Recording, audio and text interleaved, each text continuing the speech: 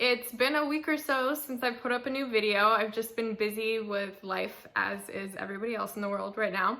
So I am super excited to be doing this video, and I'm also super excited because it's actually a South African dish. It's a Cape Malay dish, and my dad's family is South African. He's South African. I was born in South Africa, and I lived there for part of my childhood. So I'm super excited to be sharing this with you. It is one of my favorite Cape Malay dishes, and it's pretty simple, pretty straightforward. Everybody can do it. It's sort of like a meat pie, but now the pronunciation of this, I probably am gonna get wrong, and I'll probably get a lot of flack for it since I should be able to say it correctly, but I haven't lived in South Africa for a while, so it's called Bobotie. I'm not sure if I probably didn't say that right, since I don't have the accent, but I used to call it, when I was younger, I called it Bobotie. It's delicious, it's great, pretty straightforward, as I said before, and just something that reminds me of my childhood and my family overseas and makes me feel more connected to them. And I think it's super important for me to stay connected to my South African heritage, since that is a big part of who I am, and I feel really fortunate to have that connection. So I'm really excited for this video. Let's get started. Okay, I am wearing my South African apron, the apron that is from South Africa for this video, so I'm super excited about that too. And I have a new treat in the kitchen. This is an Instant Pot, sorry. My mom sent it to me, and I've never actually had like a slow cooker or a crock pot or anything like that before, but this is amazing. I love it. It makes life super easy in the kitchen because nobody has time every night to like be making these crazy meals that take a lot of time. So I've been enjoying it, and actually this is really nice because I can saute everything I need in here. So really, I won't have to like move the camera around and cook on the stove right now and stuff. Basically, I'll just be able to stand in front of the camera. We'll get this good angle the whole time, and that'll be awesome. Now, I've laid out all the ingredients we need for this recipe, and I'll let you know what they are right now. What you're going to need for this recipe are 2 mild onions chopped up like this, and then 2 tablespoons of canola oil or vegetable oil, a tablespoon of salt, 6 to 8 bay leaves, 2 cloves of garlic, minced, 1 teaspoon of curry powder, a teaspoon of masala, or you could do 2 teaspoons of curry powder if you don't have roasted masala, a teaspoon of salt, and a teaspoon of ground cloves. You're also going to need 4 slices of stale bread, cut up or chopped up or in a food processor made into crumbs. These are a little bit bigger than crumbs, but I'm just gonna work with them like that. You'll need 6 eggs. I have 2 here and 4 over there. You'll need a teaspoon of nutmeg, a cup and 1/4 or 1 1/4 a cup of heavy cream, and then 2 pounds of either ground beef or ground lamb.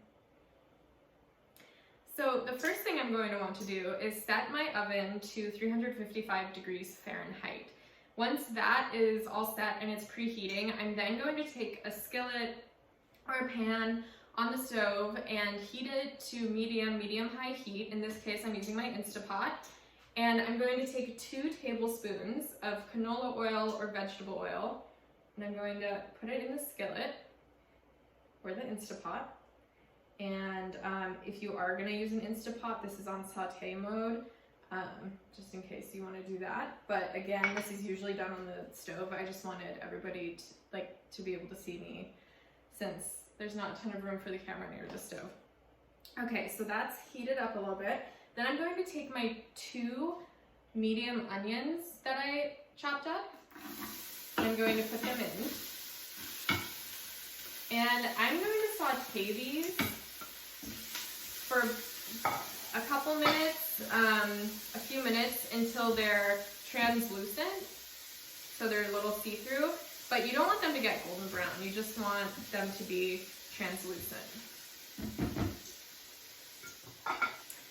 Okay, so it's been a couple minutes. My onions are beginning to become translucent, and so now what I'm going to do is add all of my spices and my garlic.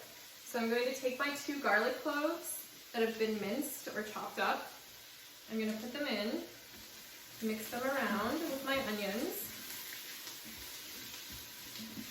And then I'm going to take my dry spices and my sugar and my salt. So I think before I said it was a tablespoon of ground cloves. It's actually 1/4 of a teaspoon of ground cloves. So I'm going to put my ground cloves in there.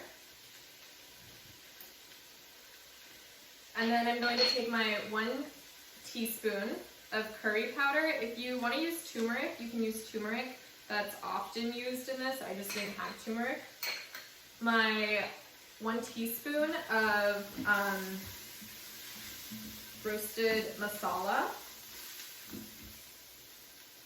Again, and if you don't have masala, you can just use curry powder. And then I'm going to take my teaspoon of salt and my 1 tablespoon of sugar. And I'm going to add them in, all of that in there, and mix it around well. And I'm going to let this cook in here, saute, for a few more minutes, maybe like 5 minutes, 3 to 5 minutes. And basically what this is doing is this is getting all of the spices to have a really nice, bold flavor. That happens when you cook them separately. So this is just getting the base for that really nice flavor that this dish is going to have, which is the whole point. So there are there are variations, obviously, like everybody, there's steams, so obviously everybody can do their own thing with this. And you know, if you're in South Africa, there are like some people can use like some different spices, but this is like just a pretty basic standard recipe for this. And I have this awesome Cape Malay cookbook, if anybody is ever interested. It's called My Cape Malay Kitchen, and or Cooking for My Father in My Cape Malay Kitchen. And I just got this off of Amazon. My mom has this wonderful Cape Malay cookbook, and from South Africa, which she got it in like the 90s.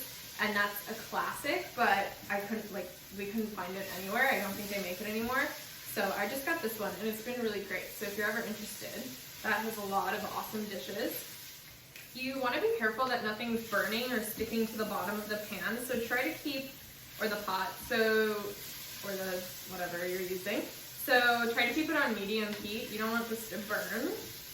But it's been about 5 minutes now, so these flavors should be really nice and bold. And what I'm going to do is take it off of the heat. And now I'm going to add it to the meat. So you're going to want your 2 pounds of ground beef or ground lamb, minced meat, you know, in a bowl like this, in a mixing bowl. And you're going to add the 4 slices of stale bread.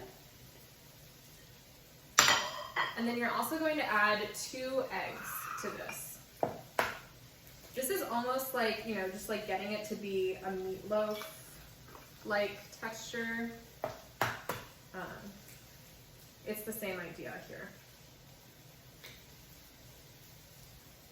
And I'm just gonna start out by getting this all together. I'm just using my hands, they're clean. If you don't wanna use like stale bread, you can use breadcrumbs. I'm just using the bread because I'm trying to be as traditional as possible. But breadcrumbs work too. It just helps hold it all together and to form that shape of the pan and to keep it together. So you want all of this, you want it nice and mixed in. And now what you're also going to want to do is add the hot onions, garlic, and spices. This would be easier if I were doing it in a pan on the stove that I could just scoop in. But right now I'm just putting all this. It smells so good.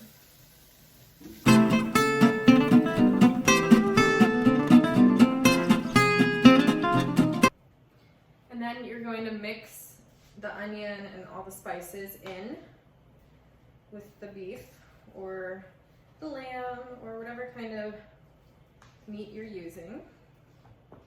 And if it weren't so hot, I would use my hands, but it's still pretty hot, so I'm just trying to get it all in like this.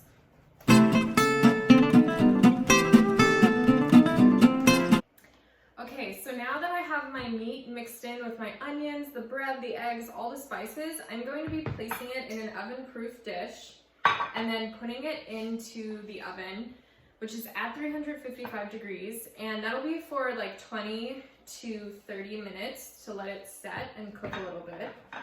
And you just put it in like it were a meatloaf. I will actually be using two dishes. I'm gonna make two separate ones because I don't have a dish that's the right size. Mine are either too big or too small for all of this. So just like pat it in there, get it snug. And you're gonna wanna save room at the top because after this bakes for a little bit, we'll be adding an egg custard to the top and bake it a little bit more. And so this, you don't want that to overflow when you add that on. So I think this is good.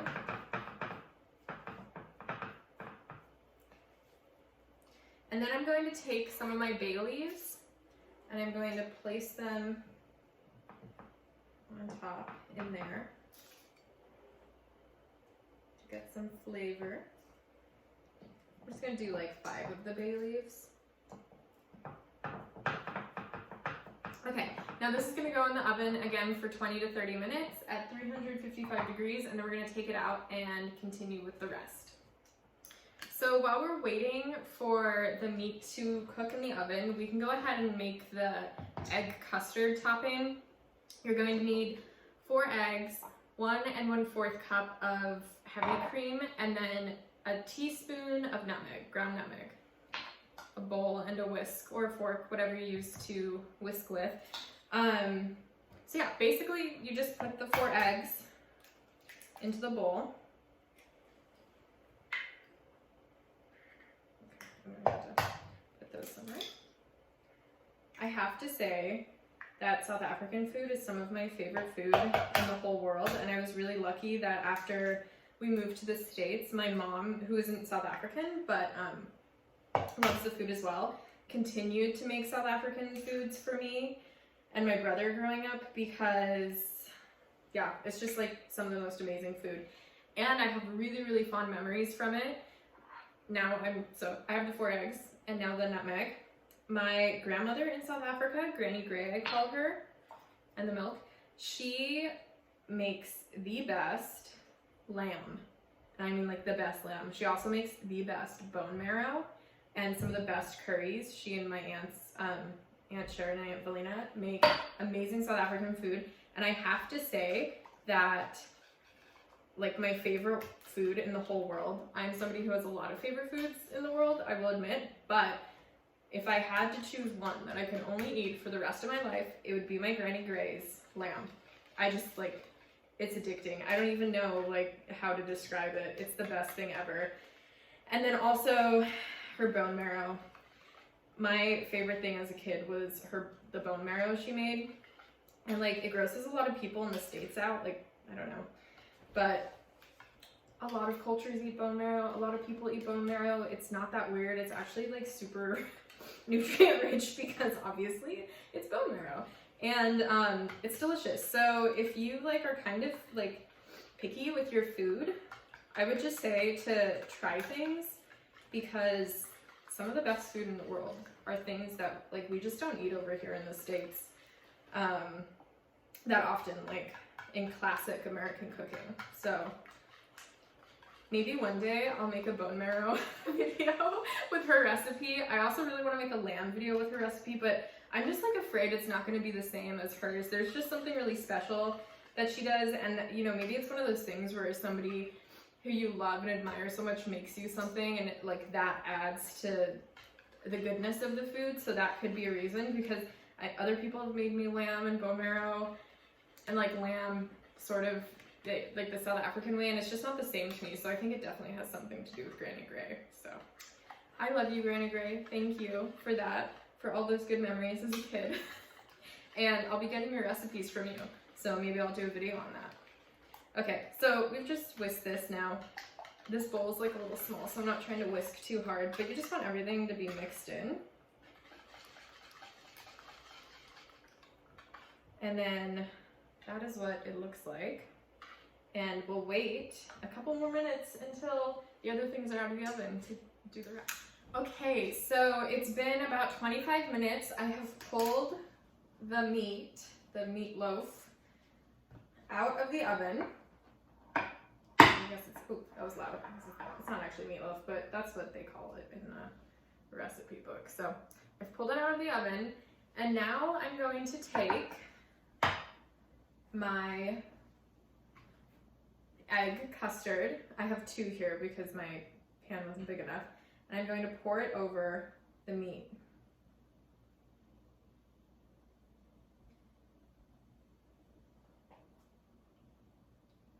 Do that for both of these. And you don't want to get it so high up that it's going to end up spilling over in the oven, because that would be a mess. But there we go. And then you're going to take the remainder of your bay leaves and just place them nicely on top. And then these are going back in the oven for another 10 minutes to cook the egg, and they'll be ready to go. Okay everyone, it's out of the oven. I actually ended up baking it for 15 minutes once the egg was on, because with 10 minutes it was still a little bit runny. But look at the finished product. Yummy, yummy, yummy. Beautiful. And then I just let it sit for like 10 minutes to make sure that it's really solid, so when I cut into it, it's not gonna fall apart. Okay everyone, I hope that you enjoyed this video, and more importantly, I hope that you enjoy making this or having somebody else make it and you can just try it. It is a great place to start out with South African cooking and Cape Malay cooking, because it's really straightforward, it's super simple, and it's absolutely delicious. Hopefully in my next couple videos, I can get some more South African food in. Cape Malay curries are amazing, so I want to definitely try to make some of those for you. And then of course my Granny Gray's lamb and her bone marrow. I've never made those before, so I might have to do some practice runs before filming, but we'll see how that goes. And another thing with this, if you want to eat this with chutney, like a mango chutney, whatever kind of chutney you like, it is delicious because it has a lot of those South Asian spices in there. And there's a whole history on why a lot of Cape Malay food has a lot of those South Asian spices. And if anybody's interested about Cape Malay culture or food, you can go ahead and message me and I can give you a little more background on that. I didn't want to make this video too long, so that's why I didn't talk about it in here, but if a lot of people are interested in hearing about that, I could also make like another video and explain it more in one of my other cooking videos. So enjoy!